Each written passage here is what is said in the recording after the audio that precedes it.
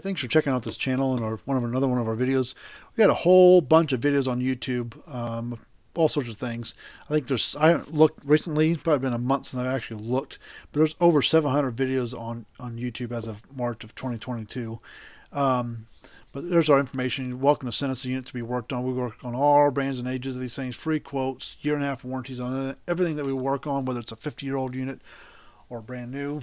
But this is a little video on this particular unit. This is a unit made by Horizont. It's a German company, I believe. They still make units, but they don't make this one anymore, at least here in the States. It's made for Premier One, the online electric fence supply place that makes all sorts of things, sells all sorts of things. But anyways, the unit came in, and they don't make a lot of parts for this. They don't make any new boards for them. They'll make transformers for them, and they probably don't make capacitors for them. But what was wrong with this one? I think age got a hold of it more than anything, but the main board was bad. It wouldn't come on, getting power to the board, but wouldn't click or fire. So I checked the capacitor. It was fine. There's two of them in there. They were breathing almost perfect. And then the transformer physically looked okay. So I was like, man, I told the guy that owns this, I said, I don't know what we're going to be able to do. So I can try to fix this board if I can, but if worse comes to worse, I said we're either going to have to try to find a board that we could get for something that's 12 volt, the same power range, and put it in here and see if we can make it work, or you're going to be out of luck, have to buy a new one. He's like, well, see what you can do, let me know. So time got away from me, but we got another board for another 12 volt model, and the board was a little bit longer than this. It was a little bit longer than right here. It actually went out to about here.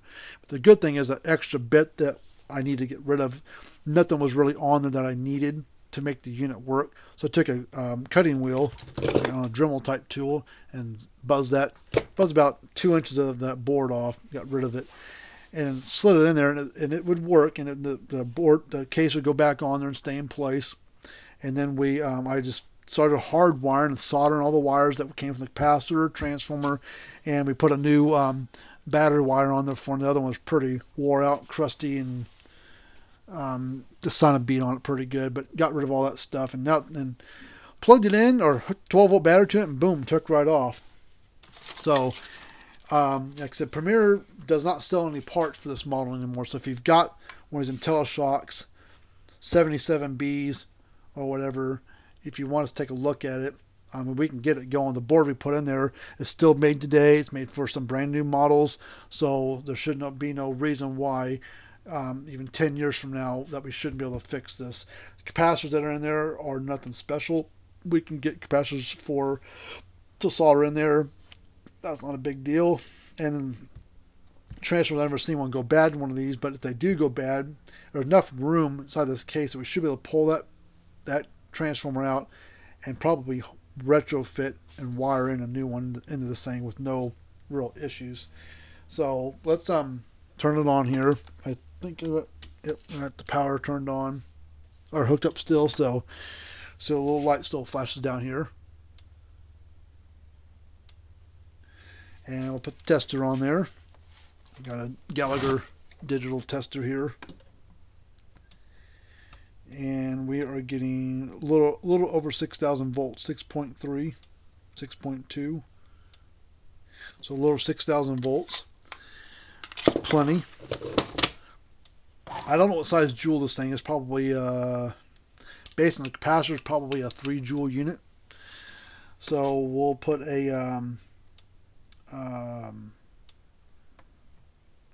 jumper lead across here. We'll use this jumper wire here. We're going to touch the ground, and we'll get real close to the fence terminal and watch the spark it throws.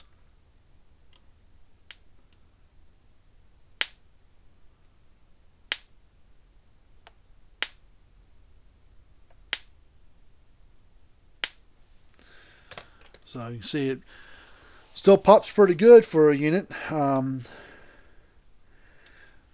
Says the draw on it is 50 to 600 milliamp, and we are drawing right now about 300 milliamp draw on it.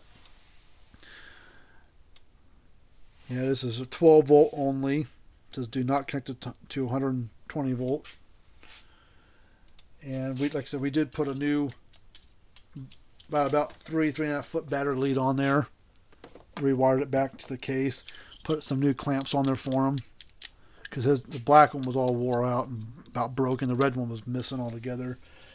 So, but other than that, he's good to go. He was happy to get it fixed. It was a lot cheaper to fix this and buy anything new by most anybody else.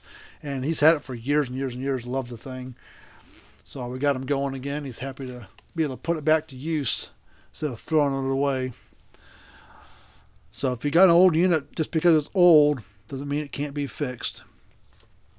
And if you call up Premier One trying to buy parts for this, they're going to say, no, sir, or ma'am, we don't make parts for that unit anymore. If it doesn't work, you just need to throw it away and buy a new one.